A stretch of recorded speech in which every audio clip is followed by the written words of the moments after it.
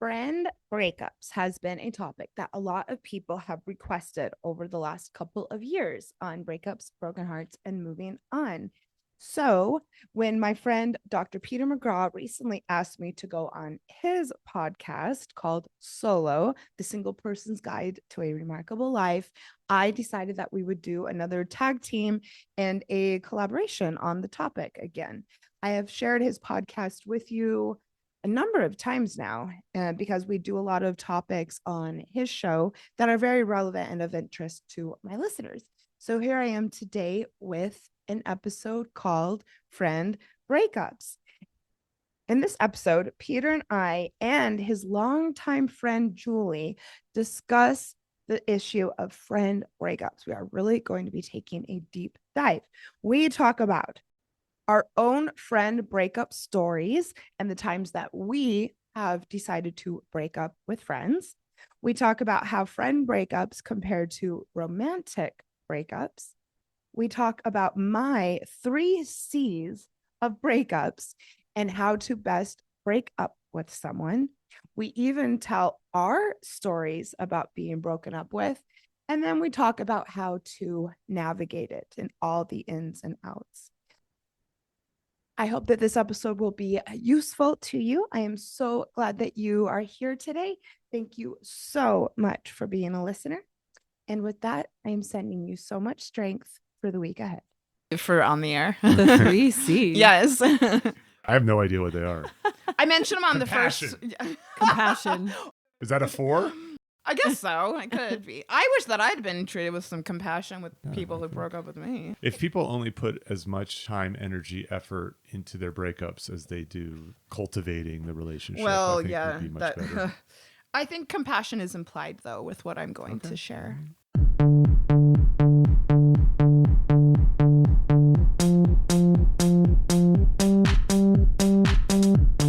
Welcome back.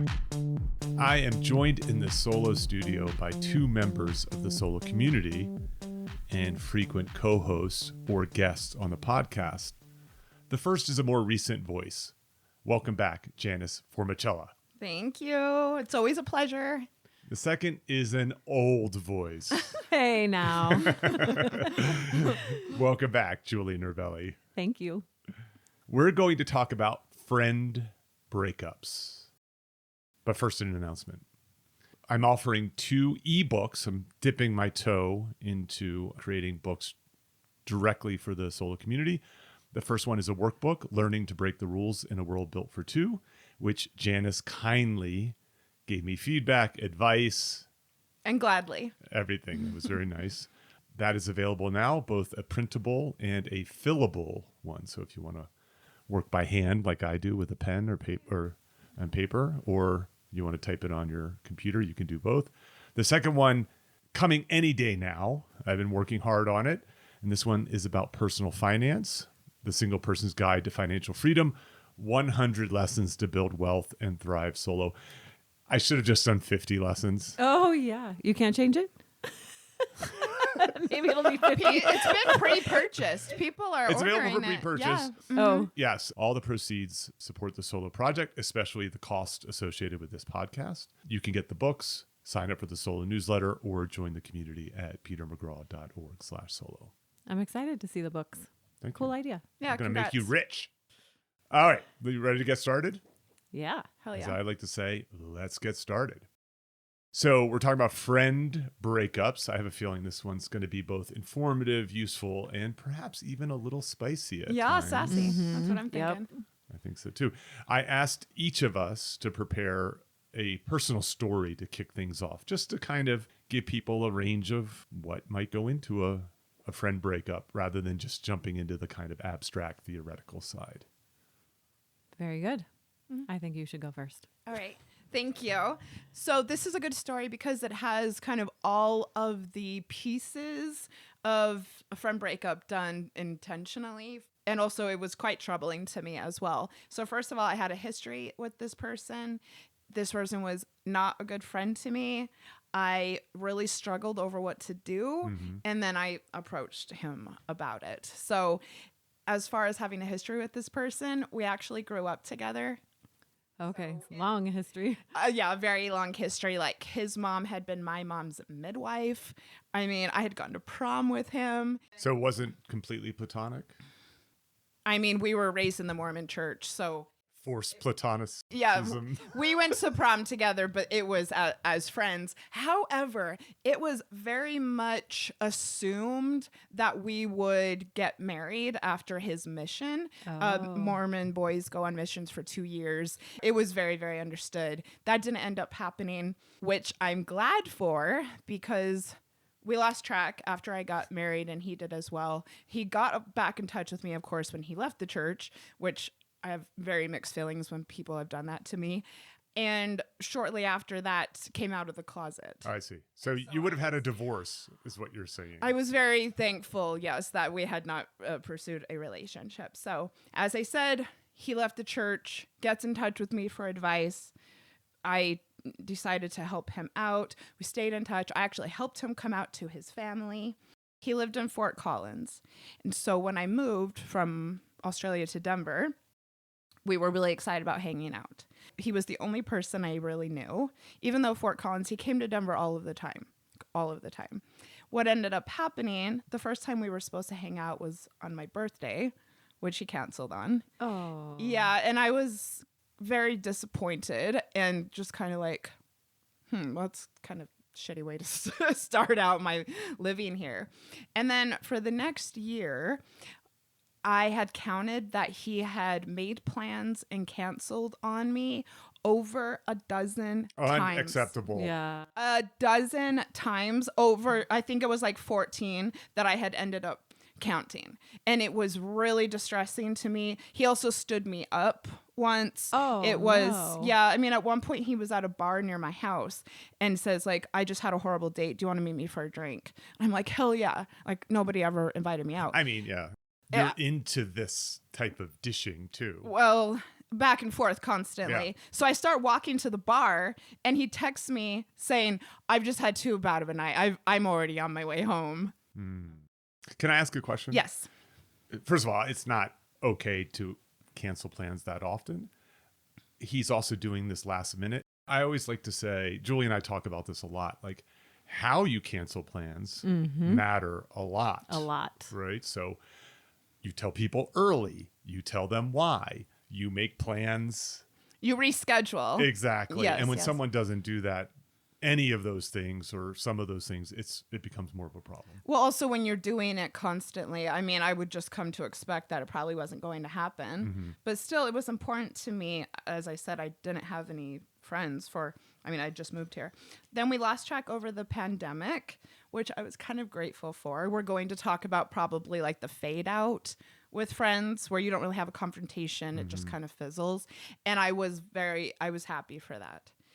2 years goes by. I know, and I'm like, how did that get restarted? Okay. Well, then, yes, 2 years goes by, and he kind of contacts me out of the blue on my phone, on every social media platform.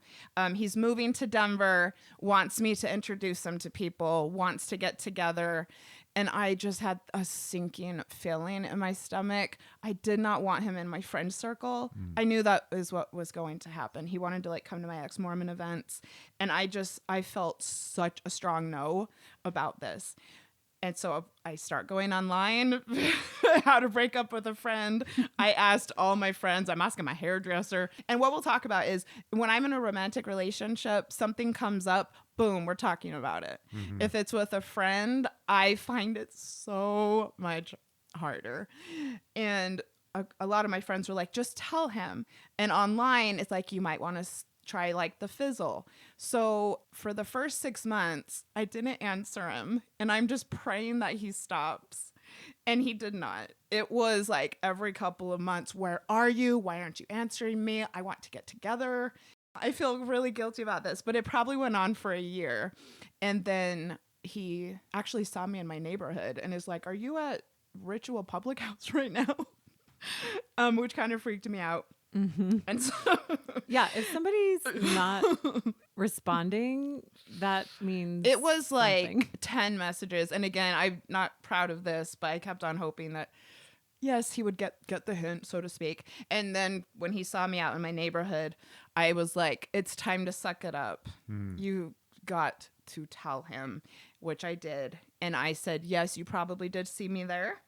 I go there all the time. And I said, look, I'm sorry that I wasn't more direct with you when you moved here. But I do not want to pursue a friendship with you. And I said, when I first moved here, it was really challenging for me that you canceled on me all the time. He also hadn't been there for me when I had asked for support with something with my family. And I said, I just don't think that that is what a friendship should be like. And I said, I wish you the best, and just left it short and sweet. But I told him, and it was really hard, but yeah, friend breakup. Interesting. Okay, so he either didn't respond or he blew you up, I'm guessing. He had then started hitting me up on Instagram quite a bit. And so when I told him I didn't want to pursue things, I did block him. So you don't know what his response was. Oh. No, it was so hard for me to get to the point of telling him. I really didn't want to have a back and forth. I And see. so it took enough out of me to be that direct that I just decided I really wanted to tie a bow around it. Got I it. bet he would have blown you up. Yeah, I think that's a smart decision. 'Cause Yeah. Wow. Yeah. Well, congratulations. Thank you. That's very difficult. I'm anxious just hearing that story. Thank you. It was really challenging for me. Yeah. Before we get to Julie's, I have to ask something that you mentioned at the outset, which is when it comes to romantic stuff, my feeling is that this doesn't cause the same degree of anxiety and worry. And people find this really peculiar about me, but I am very good at communication with my romantic partners. I'm a dating coach. I mean, I will not let anything fester. I will address it ASAP. I think if you don't bring something up right away and throw it in someone's face, a month later, you don't really have the right to do that. You need to address things. Yeah. I can relate to the friend thing, though. I let Peter get away with so much stuff. I find it so uncomfortable. I don't know what it is. Julie, don't change. Yeah. Whatever you do. Don't make me He's like regret that. I'm doing this cool with it. episode. No, but all kidding aside, I do have a few friends that I'm letting get away with stuff, and I am building up resentment. And the timing of this is so perfect for me because there's one that the resentments are piling on, and I know I need to address it. What is your story? My story goes back a ways. So I had a friend, and she and I connected on so many levels. We were entrepreneurs, single moms, both had kind of really supportive relationships from our fathers financially and as mentors for our businesses. We mountain biked 3 or 4 times a week together. We're both single, so we went out. I mean, we I'm just getting had jealous. so much, No, I'm kidding. so much in common. And That's intimate. yeah, I mean, we literally talked every day, at least some sort of check-in every single day. So she ended up kind of in the friend community. And over time, a couple of my friends said, if she's going to be there, I don't want to hang out anymore. And I started noticing she's a very strong personality and kind of her way or the highway and not really open to other people's thoughts or ideas. And she would just tell people like her beliefs were the way things were. And the first time her behavior kind of impacted me directly was she disagreed with a parental decision I had made and blew me up via text and said, I can't be friends with somebody who does this. Wow. Yowzer. So it was Icky. it That's was heavy. a vaccination decision. I was like, what are you? I mean, this is just a different belief. So I probably should have just let her break up with me then. Just said, okay, fine. But it was pretty shocking to get a text from her saying that. So then a couple other things happened where she was taking her daughter mountain biking, but her daughter had outgrown her own bike. So I offered to lend her daughter my old bike. And I loaded it on my car and took it to her house. And then she looked at it and she was like, this is not going to work. Your friend? The friend said, this isn't going to work. And I said, she's an inch taller than me. Should be fine. And just her attitude like that. So I kept noticing more of these kind of aggressive behaviors. And then the straw that broke the camel's back is we had loosely talked about a business idea, and she started to run with the idea, which I was fine with, even though we kind of both came up with this idea. Then separately, a different friend and I came up with an adjacent idea. It wasn't even the same.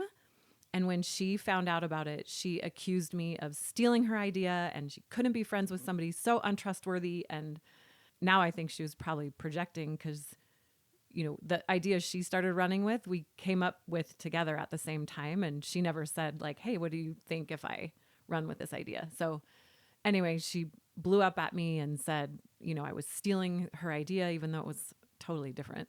And so I did decide to have a breakup conversation with her. And I was shaking and my hands were sweating and Oh, my heart was, I was like, oh my God, I'm going to die. So we did it on the phone. So I had notes that I could follow. Yes. And I just basically said I didn't think our friendship was in alignment anymore. And I had felt accused of things that I hadn't done. And she tried to patch it up, and I said, no. So at that point, I would have been like, okay, if I run into her in public, no big deal. But now another thing happened that when I see her in public, I avoid her and I don't acknowledge her presence. We now live in the same, 10 blocks away from each other. That sucks. In a small town. So it's easy to run into each other. But so I had dated this guy and he passed away.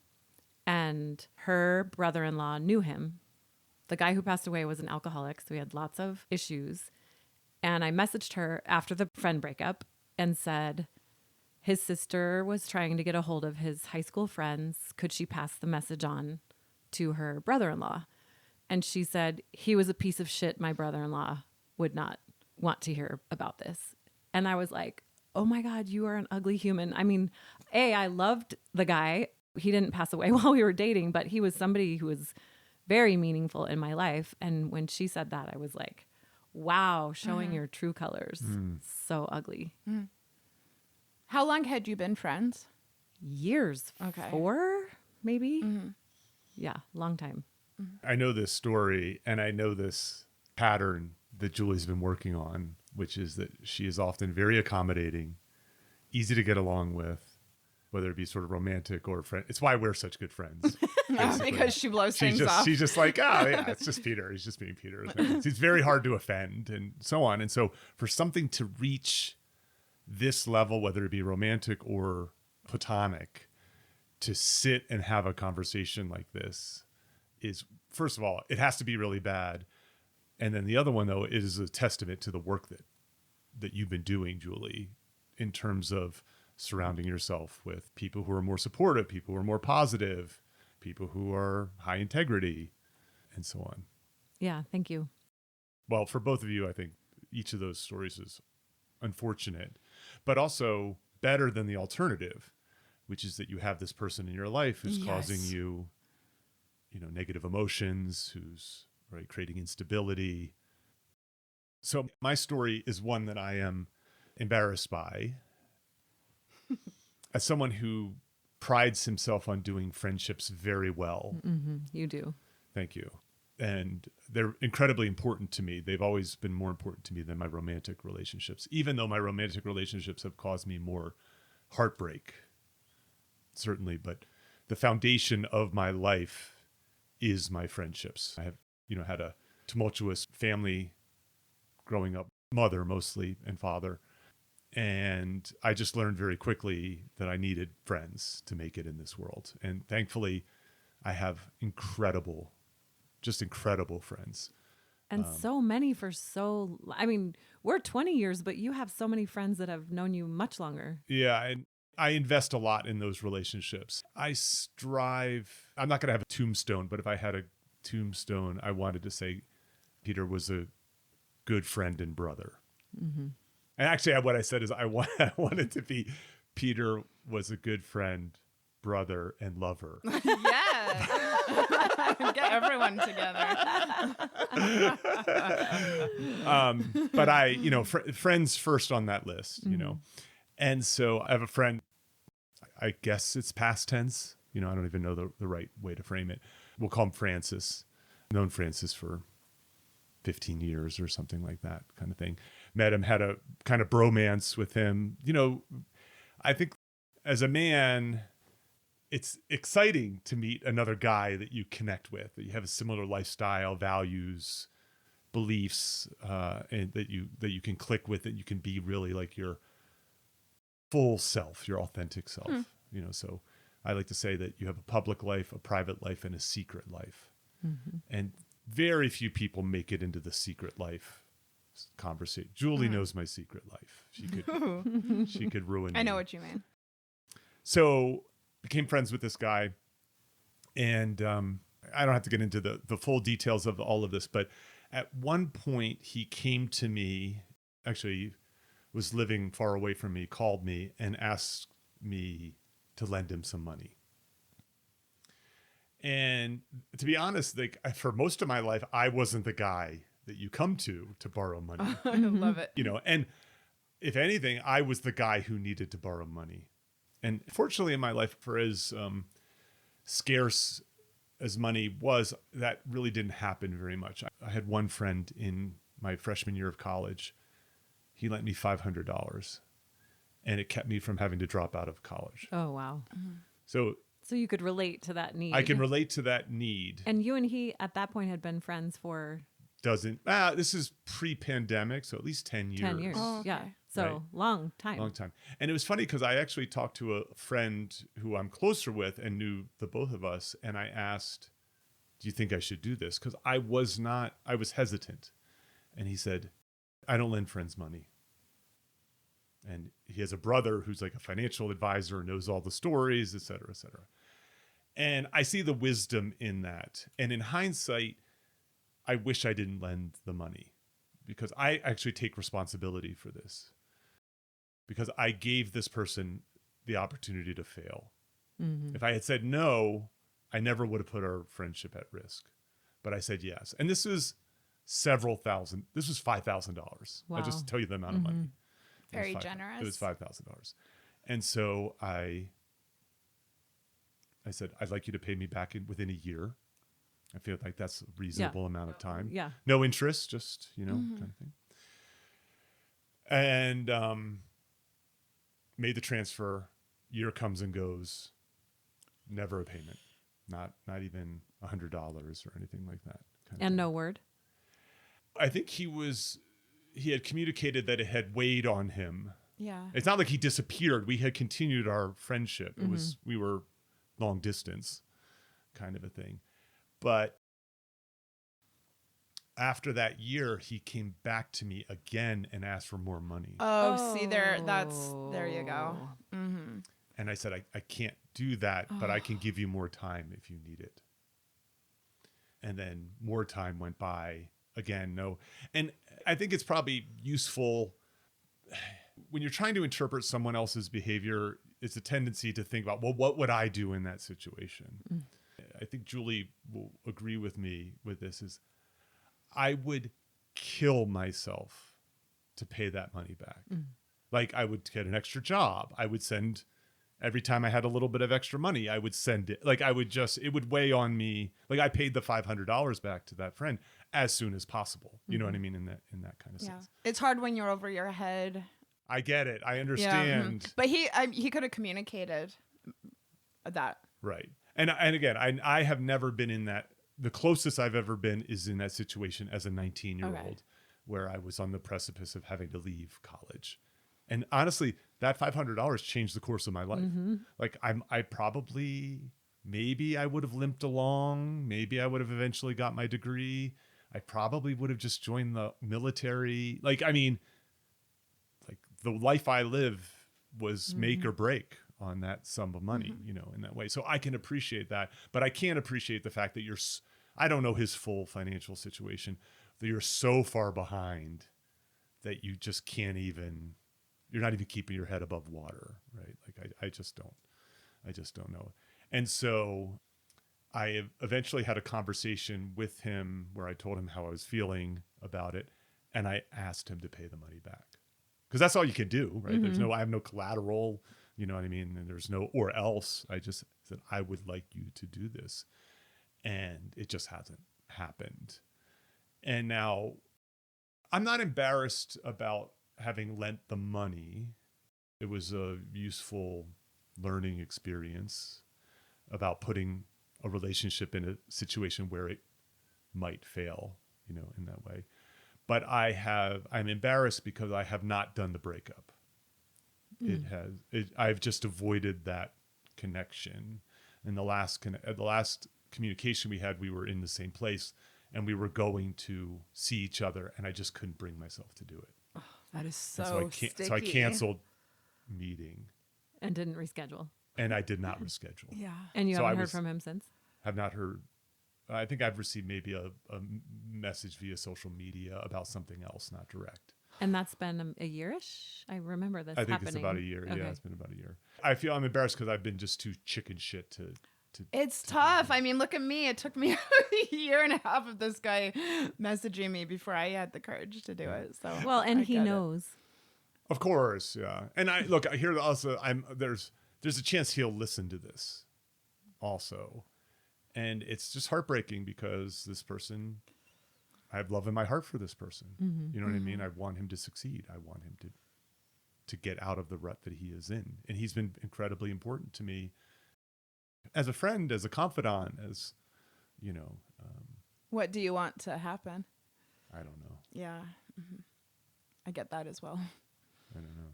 I like to believe I'm like a bigger person and good at these kinds of things. And I just not That's at my hard. best. Yes, Not it's at my hard. best. Yeah. Yeah. I don't think you're doing anything wrong, though.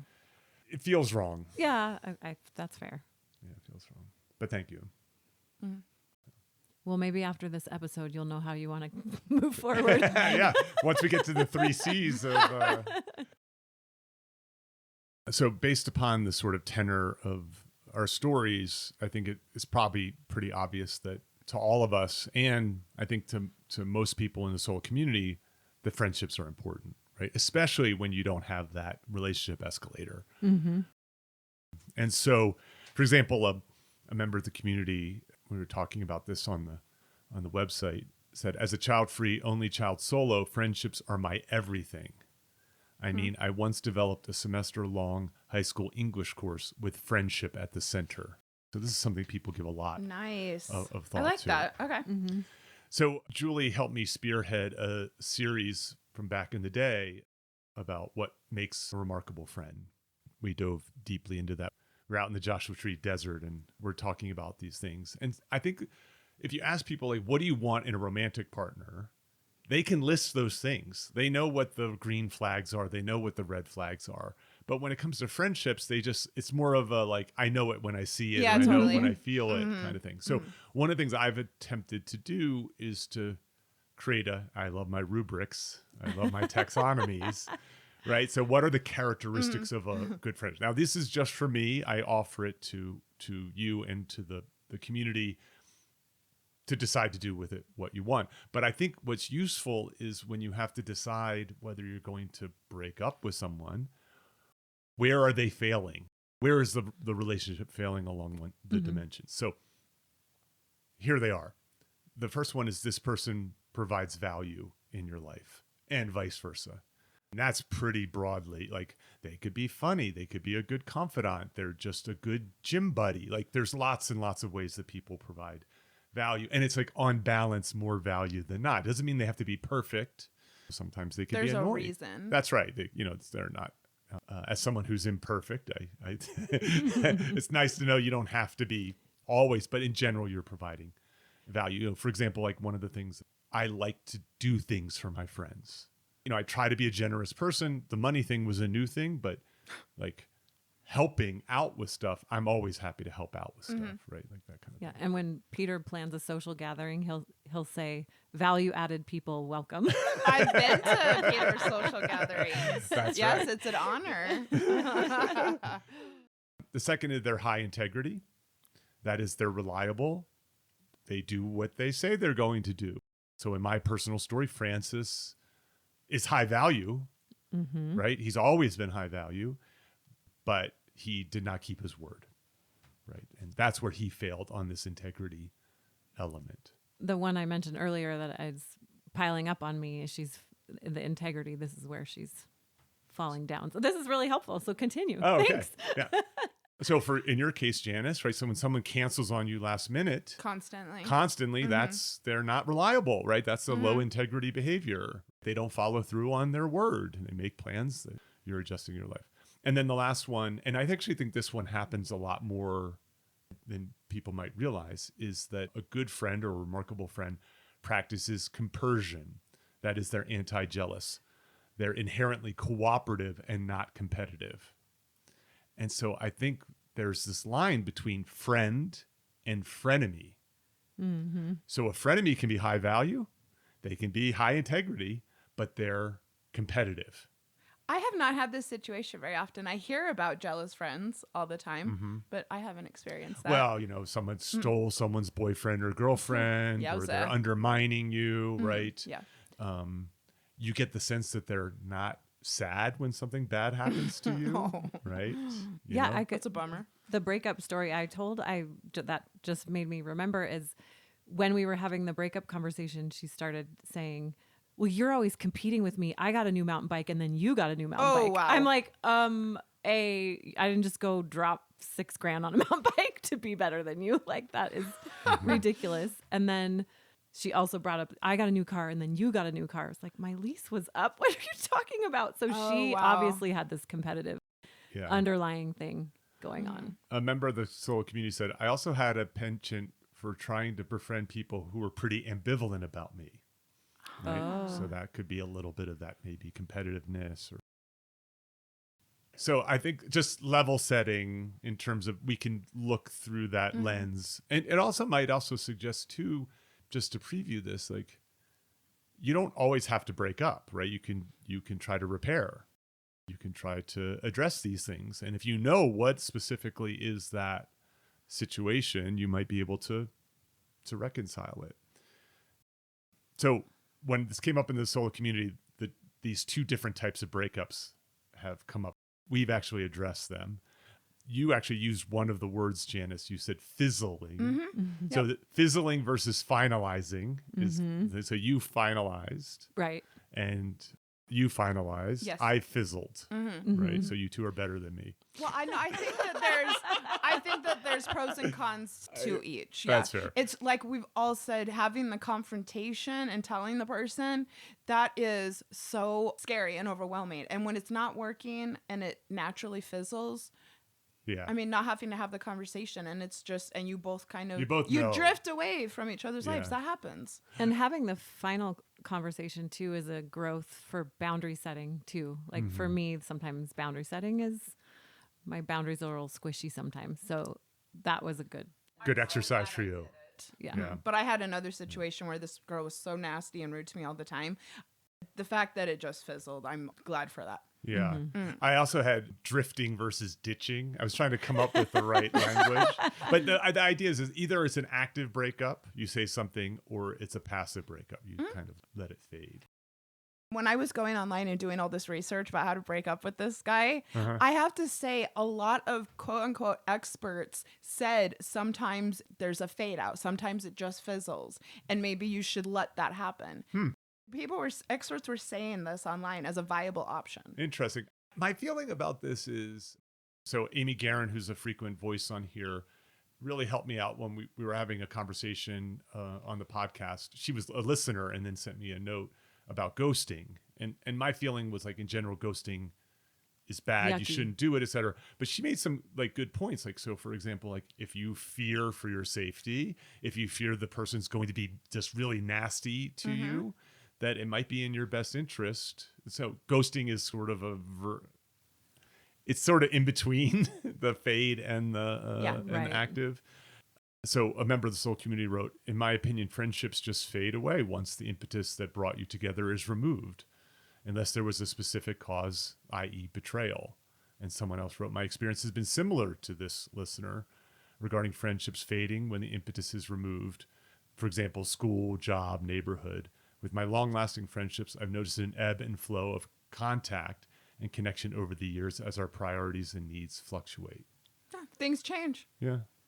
I have a little bit of a different take Sure. on this that's not so black and white. So this is the activity I mentioned earlier. And as someone who supports entrepreneurs. I came up with this as a business idea, and then I realized, oh, I could apply this to friendships.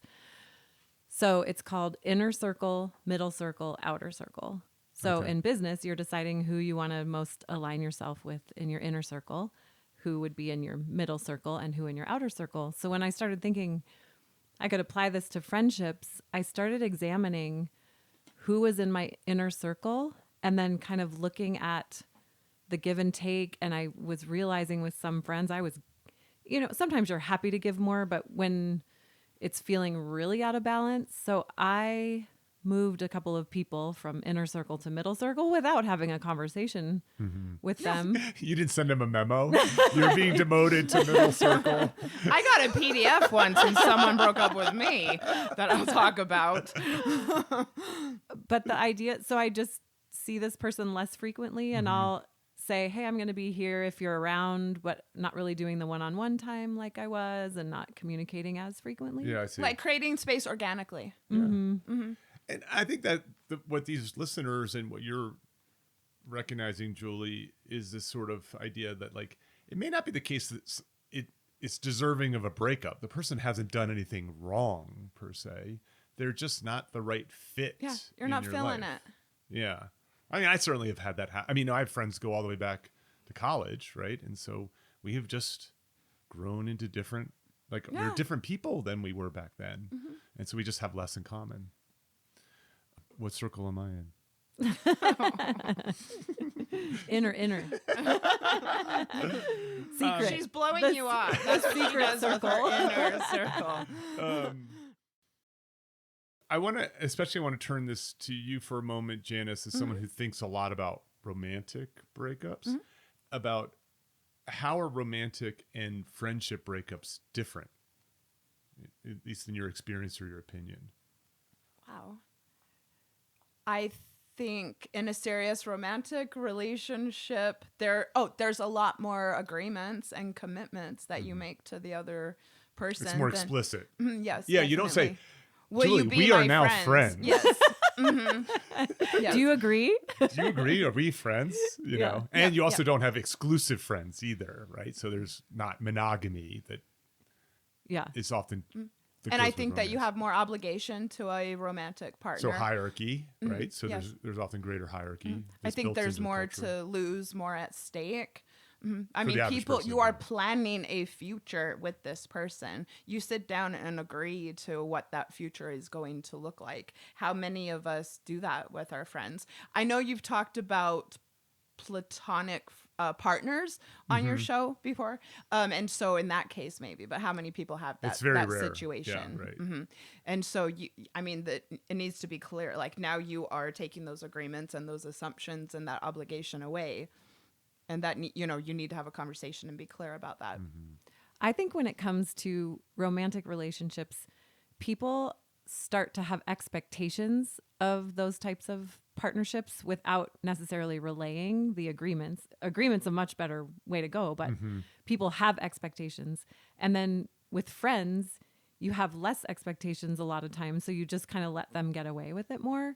So sometimes when I'm dating and if I start to get a little miffed, I'm like, okay, because we're not in a committed relationship, if this person was my friend, how would I be reacting to this situation right now? And it kind of helps me put myself in check, where it's like I'm making assumptions because we're romantic and expectations that are not fair.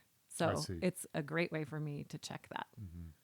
I'd add one thing to the difference between the two is that romantic breakups usually, the ghosting aside, require someone to say, I don't want to see you anymore. Yeah, it's really hard to fade out. It's hard to fade a romantic relationship. And I was going to say, Yeah. a lot of the time, you will probably spend more time with a romantic partner. And so therefore, by nature, it would be hard to fade out. Yes, that's right. So that's one of the interesting things about it is that romantic breakups usually require a conversation or a statement or something like that where it's less necessary given the ebb and flow of friendships more generally. And to get into it, there's a conversation as well. I think that there's also this kind of cultural blind spot about this. Like, it's not something we talk about. There's no like love songs. There's no songs about friend breakups, right? There's fewer like self-help books and so on. Like Taylor Swift isn't saying, hey, we're never going to get brunch again, kind of like, and how my heart is broken that we won't have my brunch friend anymore, like that kind of thing. But I think that does a disservice. As I said, I've had like a lot of heartbreak with regard to romantic relationships, but the story that I told at the outset has really weighed on me, it's taken up a lot of space. Right. So, and like, I'm at the stage now in life where like, there are friendships that if they ended, it will be worse than any romantic breakup I've ever had. Not with regard maybe to my emotions, like, well, even probably with regard to my emotions, but in terms of to my quality of life, And leaving a hole in that way. Right. You know what I mean? So I think that's, I think we need to acknowledge that, right? The gravity of this. Not everybody might feel that way, though. I mean, as somebody who works with people going through romantic breakups, I mean, it can be just like shattering, Yes. life-altering, depression-inducing. I mean, I understand that's in your case, but I see people who are having a hard time functioning day to day Right. for months. And I think that just has to be where my values are, right? So, Yeah. like culturally, we hold these romantic relations. We put so much pressure on them, right? The rules are much more strict, and it feels like a failure when you're unable to do it, especially if it comes in the form of a divorce. And you're having your future reality that you expect completely stripped from you, Yes. which you might not with a friend. So why should you be breaking up? What are some other reasons you should be breaking up with a friend? Well, if it's not reciprocal, as in my case. Okay. I mean, I had helped this man come out to his family, and he actually told me he would not have been able to do it if it wasn't for me. And then when I went to him, and I don't dump on friends. I always ask for consent before even saying what I'm going through. Okay. Like, do you have time? I'm going through something. Like, when can you talk? And I had gone through something very dysfunctional, very hurtful with my family, and I was in Utah, and that's exactly what I did. Will you have time? Like, this thing has happened. I feel completely alone. I need to talk to someone. And nope, I can't. I'm not going to be able to help you. Like, good luck type of thing. Wow. And think positive. He didn't even ask me what was going on. Another thing I'm thinking about is as we grow, I'm on this growth path, and I think that I'm realizing that some of my friends are more, well, this one is more stagnant. Well, you've been using this vibration metaphor. Yeah, raising the vibration. Yeah, girl. I'm all Yes. about raising the vibration and really trying to actively bring more of those types of people in my life and surrounding myself with more people like that. Yeah, I see. So I'm noticing like, oh, it does kind of, some of her behaviors are coming down to integrity and not necessarily directed at me. Some of them are, but some of them are in other situations. And I'm like, oh, that's just so not okay. And sometimes people change for the worse. I had a friend break up with someone I went to college with, and she achieved like this considerable professional success. And with some people, it would make you humble. For her, I could not believe how pretentious she got. And yeah, I did let it fizzle over time. It was just not the same person who I had fallen in like with back in college. I see. It is interesting, this idea of reciprocity, because I think there's a difference between, are they there for you when you need him? I have a friend, he always wants me to visit. He lives in a place I don't want to visit. And so Vacation. You got to go on vacation together. so I say to him, do you need me there? Like, if you Damn. need me there, I'm on a plane. Do you want me there? Let's find another solution. Right? Like, that's, I'm dying to know where he lives. he lives in Edmonton, Canada. Oh, Which is only nice like three Yeah, I was months gonna of the say now year. I know who cold. the friend is. No. Every time you reference somebody in my Sorry. Rolodex of friends, I'm like, who are we talking about? No offense. No Well, offense. He know, yeah, He gets it. He doesn't want to be in Edmonton. yeah. So you meet in Vegas. So, but I say to him, something. yeah, that's right. I'm actually going to see him in San Francisco next weekend. So it's like not a big deal. But my point is this: do you need me there? Say the word. I'm on the plane. I'll buy the ticket. You want me there now? You know what I mean? Like, so I was having another conversation with another friend who lives in another place that I don't want to visit. He lives in Maine. I have visited him there, actually more times than he has visited me here. So just, but in any case, he's tussling with this right now because he has a friend and is noticing that it doesn't seem reciprocal. But it's not because this person's canceling or anything like that. It's just he is always asking, hey, do you want to get lunch? Hey, do you want to go on a bike ride? Hey, do you want to do this thing? And he said to me, I was like, oh, doing a friend breakup thing. He's like, I'm not ready to break up with this person because they're very important to me and so on. But I'm going to step back and monitor whether this person, if I give her some space, will she initiate? I did that recently with all of my friends. I'm definitely like the social butterfly and planning everything. And I made a goal recently that for 2 weeks, I was not going to initiate anything with anyone. And it was a relief. It was eye-opening as well. Well, Well, you and I have talked about this before. Some people are just better about it than others. Most people are bad about making plans. They're bad about Yeah. texting. They're bad about making calls. I mean, they end up with plans, Right. but it's Yeah, exactly. That's how I was feeling. is it other people who are inviting them? Because we have talked about this before, that some people are just better about staying connected. My mom has always said, I can't believe how many people you stay connected with over years and years and years. And it's mostly on me. I'm the one, but I value connection. So it's such an interesting question. When you said that, I was like, yeah, what would happen if I went quiet for 2 weeks? Yeah, try it. To me, I think the more interesting part of that, let's call it an experiment. First of all, I don't like the idea of testing people. Yeah. But it can be revealing, right? But I think the more important thing is, how do you feel about it, right? I felt so much pressure all the time to be the organizer in the group. So I wasn't really testing people. I was just taking that like responsibility off of me. That's good. And, to me, I'm also, anybody who knows me, I'm the one making plans. I'm the one making calls. Julie, you're an exception. Like, you are very good about like, I hey, still let's get fall like together. you call me way more than I call I you. do. Yeah. But I always answer. You're very good about this. It's very good. And again, I don't resent it because it's just, to me, that's just the way it is. I care more about when we get on the phone or when we get together, are you 100% present? Right? So that's the thing. It's not the ratio, it's the quality that matters. But my point in bringing this up is, you don't have to go from like, here we are to a breakup, right? There's these in-between steps where you're sort of, maybe you're redefining the relationship as you're with your circle metaphor, or you're experimenting with how does it feel to be sort of less connected and less involved. And then I think the other one is you, Janet, are very good about, in your romantic life, communication. I just re-released an episode on relationship design. Oh, yeah. I got to listen to that. It's such an important episode. I think I actually just put it out again.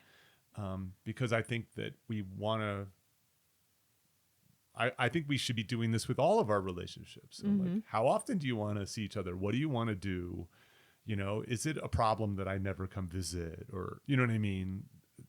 In that kind of way. How are you feeling about things? We never ask our friends these questions until it reaches some bending or breaking point. I'm just thinking because I used to do a standing Monday happy hour with one of my best friends, and she's in a relationship now, and it's completely stopped. And I am preparing to have a conversation about it. Okay, how's that going to go? I'm just going to be straight up with her. And you're just going to say, I've noticed this. Yeah. I value our friendship, and This was an important thing for me. Right. Yeah. Yeah. And also, I'm not really sure maybe that she realizes how she's coming off. So I do want to be. Yeah. Well, in her defense, Sure. the norm is friendships are second, right? So, again, most people, this is not a conscious decision. They're just playing a script out, Sure. which is, here's this new exciting person. They not only do they take a lot of your time and energy, but they may even have like veto power over what you do.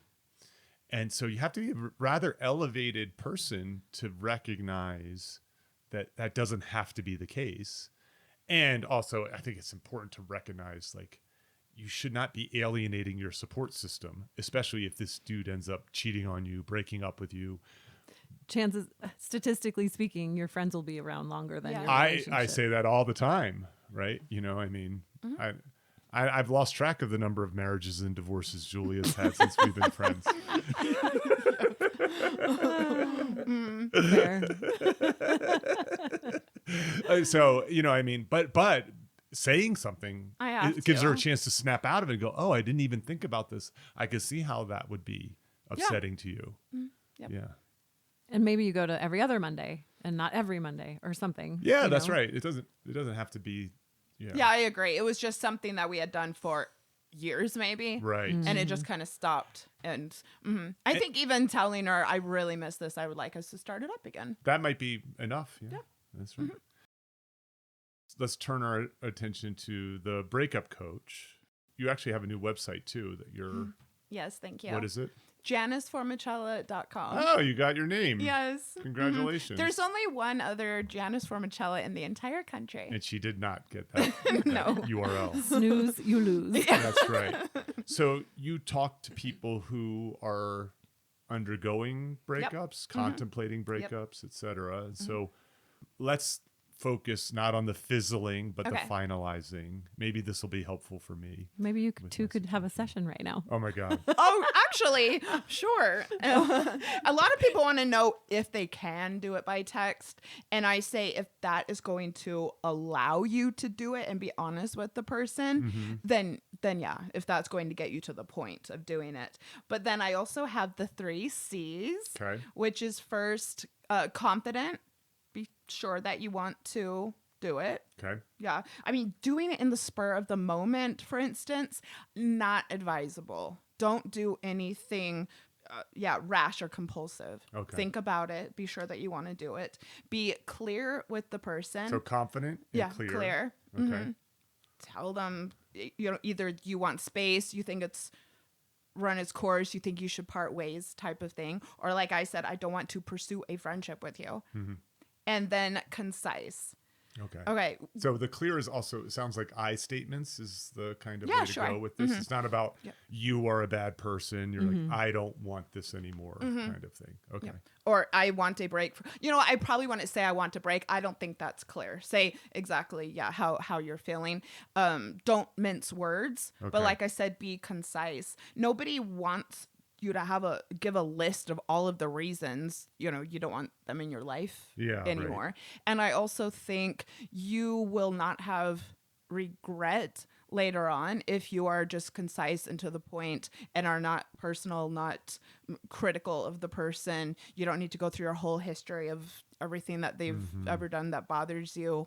I think that you'll feel a lot better about yourself. And I mean, you don't want to go out of your way to harm someone, even if they've harmed you. Just keep it short and sweet. I like that. And you can, I mean, it could be as concise as I don't feel alignment anymore. I mean, I think we could come up with lots of ways for you to do it. But I mean, to me, I know what I need to say. It's just the pain of saying it. No, it sucks for sure. But in my situation, I had already come up with the 3 C's.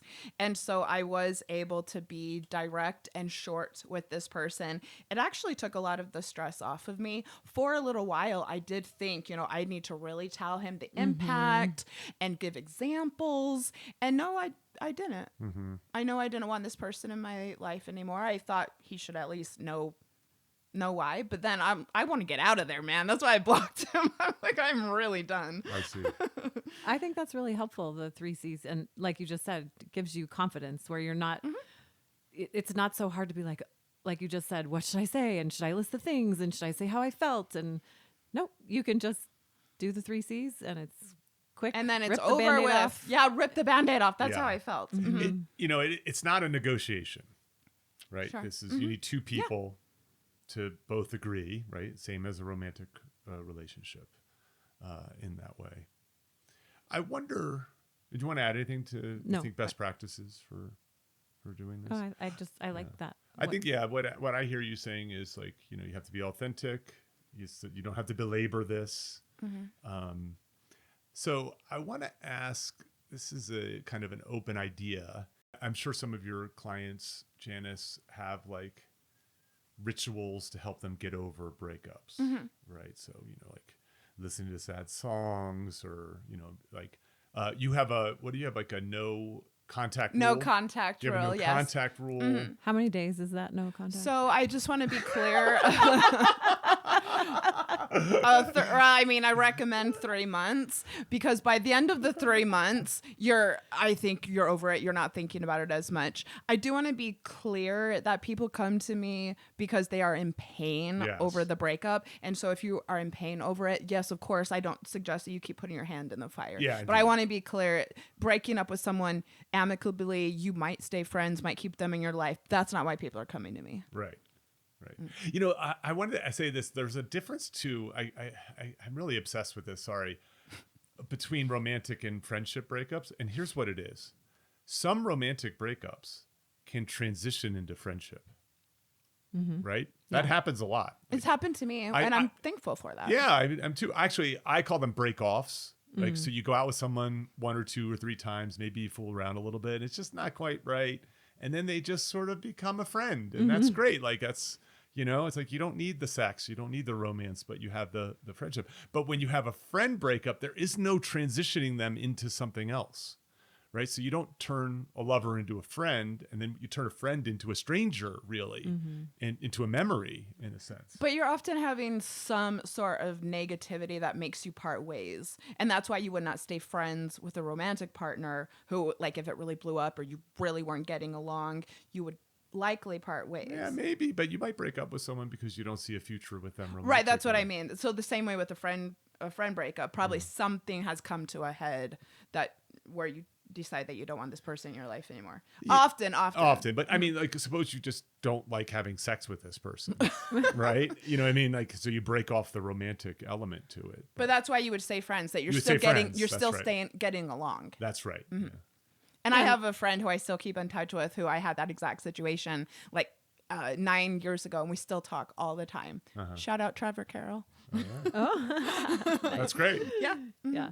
Well, and there's also the distinction between, do you want to break it off completely or that transition to a middle or outer circle? And sometimes, like, let's be friends is someone's, they're not really being honest when they say in that. a romantic. It's their way to sort of make it a little bit easier on the person. Like, I still like you. You're still a great person. Let's be friends. But they don't really have the desire to make it friends. But I have this happen. I have lots of I have both female friends who were platonic from day one, like Julie, and then others who I met on Bumble, and then we went out a couple That's times, awesome. and now we're just pals, So, but are there, where I'm getting to this, are there ritualization around friendship breakups? Like, are there things that you could do? Like, maybe you could have like a final dinner together, or That sounds painful. but maybe if it's mutual or what. I'm just coming up with ideas, like, because again, this, whether you're the dumper or the dumpy, the ditchy or the ditcher, it hurts. Doesn't feel good. Are there ways to help you kind of find closure? Like, maybe it's even just writing in your journal about the good memories you have with this person. That good. Well, I know, maybe not for finding closure, but I know when you're trying to change a habit, that you can't just stop the old habit. You have to have something productive to fill that space with. So I think if you're making this decision, how are you going to fill that void and plan for it? Because otherwise you're just sitting there like, well, now I don't have this thing. Now what do I do? And then in romantic breakups, that's when you get tempted to text and Right. rekindle. And So that's stuff why like one of the most common advice for breakups is find a new routine. But Oh, well, there you go. I have two ideas. First of all, in order to keep it concise, write about it in your journal. Write a letter to the person and there go through all the ways that you feel mistreated or when they didn't show up for you.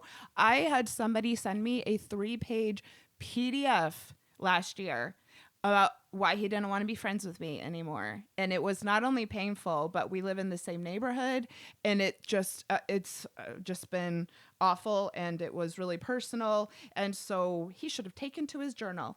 And that's what I've done when I first. And that Was it single space or double space? Yeah, it was double space and a half, 1.5, I believe. And then absolutely, and this is what I did with both of these cases, is this is a perfect thing to talk to your therapist about. Or a friend or a confidant, right? Yes. Yeah. First of all, that's awful. I made a joke about it, but it's awful to have someone drop that on you. Well, let me It's tell mean. you a little something. Maybe it was the universe knowing that I was going to do this episode, but we live in the same neighborhood. But in a year, I don't really think I've seen him. Okay. I saw him yesterday. Wow. Yep. And we were walking toward each other. You guys are going to laugh. Okay. We're walking toward each other. This letter was almost violent. Like he said that I had filled him with rage and vengeance. Whoa. For not getting together with him twice. But, and so I crossed to the other side of the freaking road because there's no way I'm having a confrontation with this person. Of course, I was a little flustered and forget that that's the side of the road that he lives on. Oh my God. Oh my God. So then I see him going across the street, and then I go back to the other side of the road. I think I would have just turned around and walked the other way. Oh, it's so cringe. I forgot something. Oh no. It was, but I was not gonna walk Yeah, I past get him. it. Yeah. But I'm like in the moment, what should I do? Oh no. Any other like rituals or best practices? I mean, certainly leaning on your support network. So, for example, Julie knows Francis, and knows our history, so she knows the story, and she's someone I can talk to about it. And it's like friends are often good. Like you're overreacting, or you're not. You are. You know what I mean? Like they're. You're justified. Like, they maybe you don't see something that they see, so it's useful to have like a sounding board or a therapist or whatever it is, or even now ChatGPT.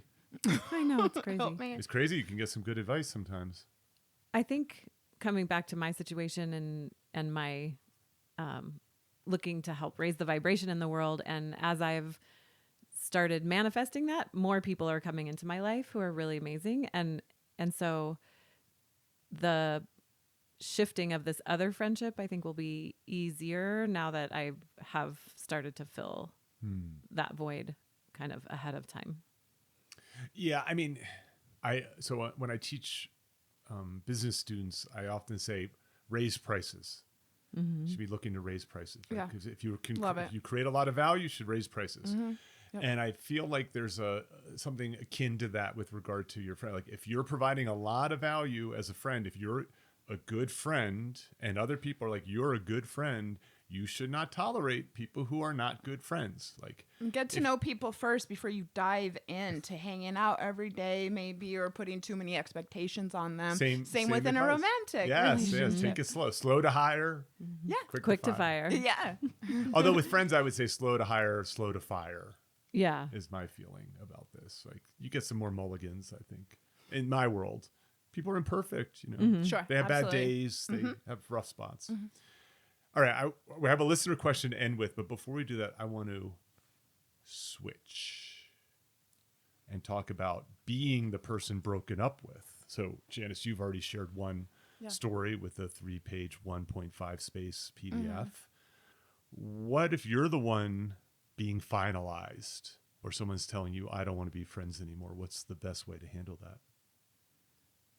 I mean, you got to get it out of your system. And that is why I actually took this letter to therapy and I read it out loud to him and I cried because it was very, very hurtful. But I was cycling. It was very, very jarring. And so I kind of wanted to get it, like I said, out of my system as quickly as possible. Same with even if someone sends you a text, that's going to be hurtful. And so yeah, get support, talk it through, and shake it off, quote unquote, as soon as you're able. But you have to let yourself grieve. You have to let yourself tell somebody how hurtful this was. Maybe rant a little. You know, this was all I talked about in that therapy session, was just how unfair it was. And then I was able to move on faster. Well, maybe you could write your own journal letter. Maybe all the things you would have wanted to reply to the PDF that you're obviously not going to, but or therapy talking it through, but maybe a letter is. I mean, even though when it hurts, I still try to shift myself to a place of gratitude and lessons learned. And so when romantic relationships have ended, I've written in my journal like a gratitude letter to that person. And even through pain, there's lessons, right? So and I many. did that. Like, why did I attract this particular man into my life? I had a similar pattern before, and I was able to say, like, what was my responsibility? Sure. Yeah, and you were getting a valuable Yep, lesson out of absolutely. that too. Yep. Yeah, makes sense. I will also say, as far as the ritual goes, I printed off the PDF. I sent a copy to one of my friends and then deleted it from my computer. And then, being all witchy, I went to burn it. And I set off the fire alarm, like, and then I couldn't get it off, and so I had to like rip it out of the wall. Oh my goodness. Oh no, It sounds like a scene from a rom-com. it does. Oh my gosh. I certainly think allowing yourself to grieve in healthy ways is important, right? So, you know, same thing is like, whenever I used to go through a bad romantic breakup, I would like really clean up I don't drink anymore, but back then I would stop drinking. Like there's, this tendency of people use alcohol to cope, for example. So what are healthy coping mechanisms you can use? Spending time with friends, taking care of your health, focusing on the positive. It just came to me. I had a friend try to break up with me. Try. Huh. Try. He was sort of fizzling, but I picked up on it. And then he said something to me about him being disappointed with me as a friend. And I did not know that he was feeling this way. And he has a very small number of friends. I have like this huge group of friends. And so I do a lot of juggling and so on, but he had let me into his inner circle. And then he had felt like I had not lived up to the expectations and so on.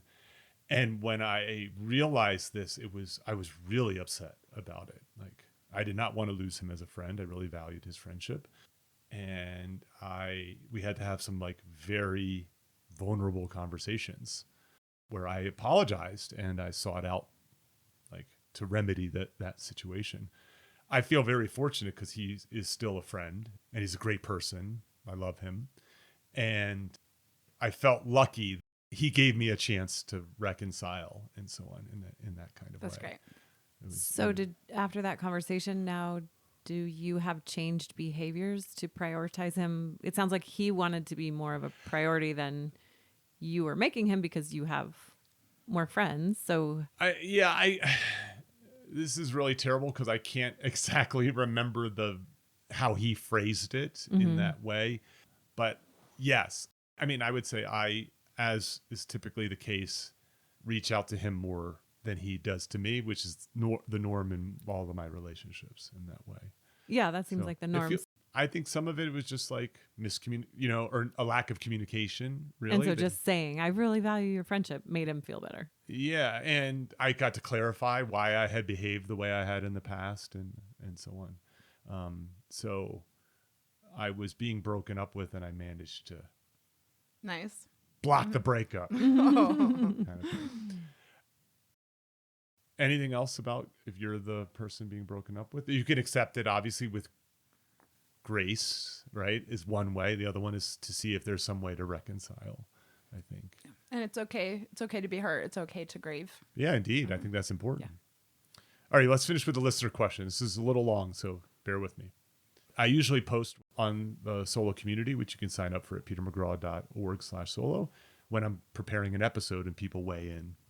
So this listener wrote, I'd love to hear thoughts on being completely over always being the one to reach out. So this is we've covered this a little bit, but I want to see if we can go a little deeper into it.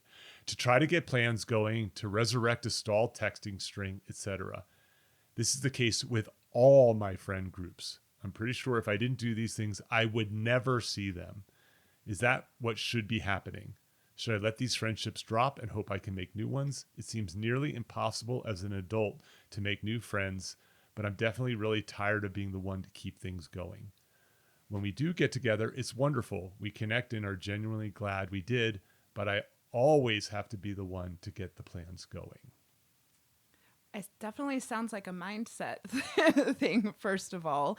So maybe I would say letting go a little bit of the resentment, and then I will definitely say that it's a case by case basis depending on the friendship. This sounds like it's a regular thing across all friends. So there's either something about this person's behavior or their choice of friends or both that are leading to this. Well, I mean, like, where does she want to put more energy depending on the particular friend? Right.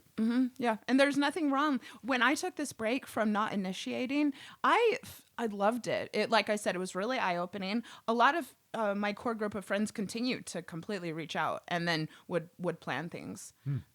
I realize also, I mean, maybe people expect it out of her because she's been doing it for so long. Yeah. And that is a position that you can have in your friend group. I mean, that's me, that's Peter. And so, yeah, like I said, friend by friend basis rather than like letting this resentment and build up like she is. Julie and I was having some issues with a woman I was planning a date with, and Julie sent me like, what are your boundaries? You know, we have this tendency to want to like have flexible boundaries when something's really important to us, for example. And to your point, what just came to me as you were sharing your own story about stepping back, it's almost sometimes if you step back, you leave space for other people to step into that responsibility. Like maybe I'm a planner, you're both planners. We maybe just get to it before everyone else does. And that is what I discover with a few people. Yeah, Totally. 1,000%. I think my friend in Maine is experimenting with this very same thing. According to my 3 characteristics of a good friendship, equal reciprocity is not in the list. Good point. I did a little bit of research on this early in my academic career. There are these different norms associated with relationships. So there's hierarchical relationships. So you have a boss and a subordinate. You have market relationships. You have someone who pays money and someone who does something in exchange for that. You have reciprocity, right? Tit for tat. I take you to the airport. When you go to the airport, you take me to the airport when I go. But the final one is called communal. You give as you can and you take as you need. So with like a family member, you're just like, I always take my sister to the airport and she never takes me. That doesn't sound right because it's your sister. If she needs the ride to the airport, you give the ride to the airport. And so if you treat your friendships as communal, it can remove that need for everything to be equal. And if that's your role, that's your role. I mean, I needed to give myself a break because it was lots of pressure. Yeah. Also, when someone would cancel, I'd get so annoyed. So, but I will say, this being my role in the group, I did have people express gratitude to me all the time, and I still do. If people don't say thank you, that's concerning, right? They just take it as like, well, this is what you're supposed to do, and you're lucky to spend time with me.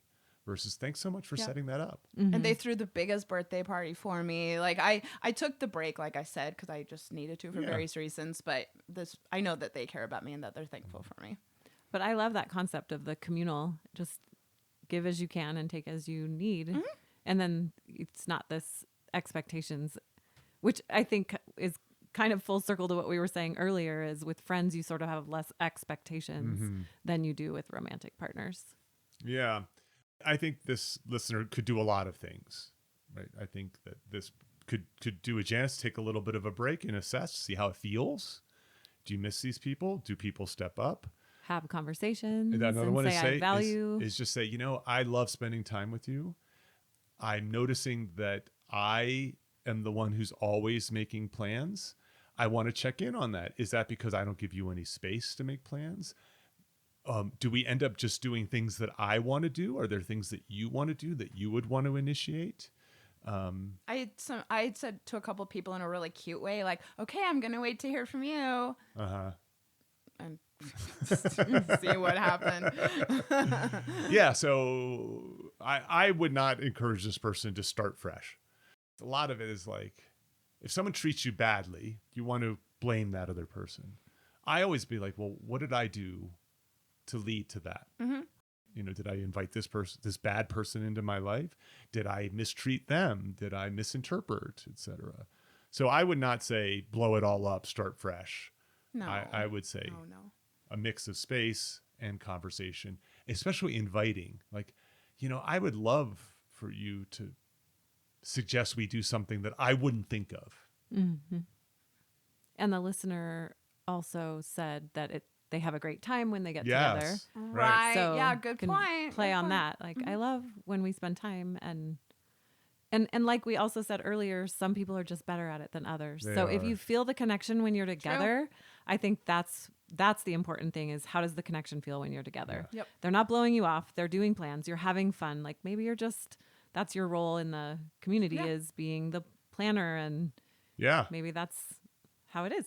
And I mean, extroverted people are going to be more comfortable with it.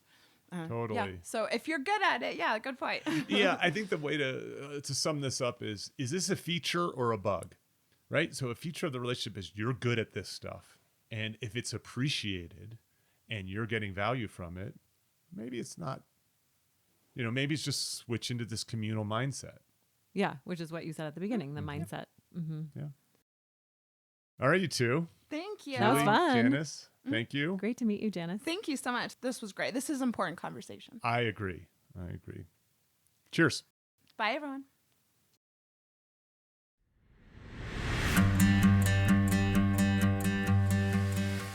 Thank you for listening to Breakups, Broken Hearts, and Moving On with Janice Formichella. I sincerely hope that you found today's episode inspirational or useful. I would love to support you on your healing journey. All you have to do is send me a message on Instagram at Breakups Podcast or email me at breakupspodcast@gmail.com, and I will be in touch to get you started. Remember, if you are struggling with a broken heart, your feelings are temporary. I am sending you so much love and luck for the week ahead. You've got this.